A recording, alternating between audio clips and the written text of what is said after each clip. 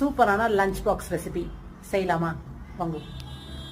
இன்றைக்கி மசாலா பூரி பண்ண போகிறோம். அதுக்கு 2 தக்காளியை வேக வச்சு தோல் உரித்து மிக்ஸி ஜாரில் போட்டு நல்லா பியூரியாக அரைச்சி எடுத்து வச்சுக்கலாம். அடுத்து நம்ம பூரி மாவு பிசையணும். அதுக்கு கோதுமை மாவு ஒரு கையளவு எடுத்துருக்கேன். தேவையான அளவு உப்பு சேர்த்துக்கலாம். அதோட 1/4 டீஸ்பூன் மஞ்சள் பொடி சேர்த்துக்கிறேன். காரத்துக்கு 1 teaspoon Kashmiri chilli powder, 1 teaspoon அளவுக்கு தனியா சேர்த்துக்கிறேன். அதே 1 டீஸ்பூன் அளவுக்கு ஜீரக பொடியும் சேர்த்துக்கிறேன். 1/4 டீஸ்பூன் அளவுக்கு கரம் மசாலா, 1 டீஸ்பூன் அளவுக்கு கசூரி மேத்தி, 1லேருந்து 1.5 டீஸ்பூன் அளவுக்கு ஜிஞ்சர் கார்லிக் பேஸ்ட் சேர்த்து நல்லா கலந்து விடலாம்.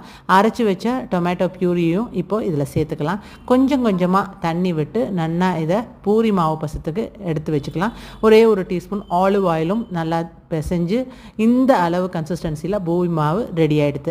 பூரி மாவு பிசைஞ்சு ஒரு 5 நிமிஷத்துலேயே நாம் பூரிகளை போட்டு எடுத்துடலாம். ஏன்னா இது ரொம்ப ஊற தேவையில்லை. நல்லா நான் எப்பயுமே மேலே மோல்டு வச்சு ஒரு ரவுண்ட் ஷேப்புக்கு பண்ணிப்பேன். அப்போ தான் அந்த டிஃபன் பாக்ஸுக்கு ஏதுவாக அந்த ஷேப்பில் நமக்கு பூரிகள் அமையும்.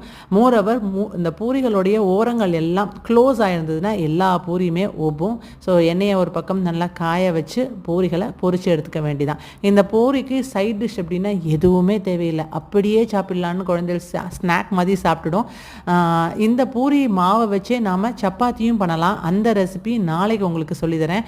இதே பூரி மாவு தான், ஆனால் சப்பாத்தி போட்டு அதுக்கு சைட் டிஷ்ஷு. ஸோ தேவையான பூரிகளை எல்லாம் நம்ம பொரித்து எடுத்தாச்சு. உடனே இதை பேக் பண்ணக்கூடாது. சூடோட கொஞ்சம் ஆற விட்டு ரூம் டெம்பரேச்சர் வந்தோடனே இந்த மாதிரி நம்ம பேக் பண்ணிக்கலாம்.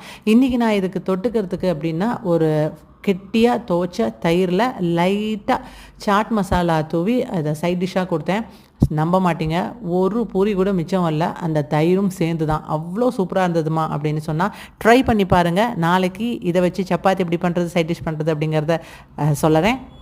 அடுத்த வீடியோவில் சந்திக்கலாம். பாய் பாய்.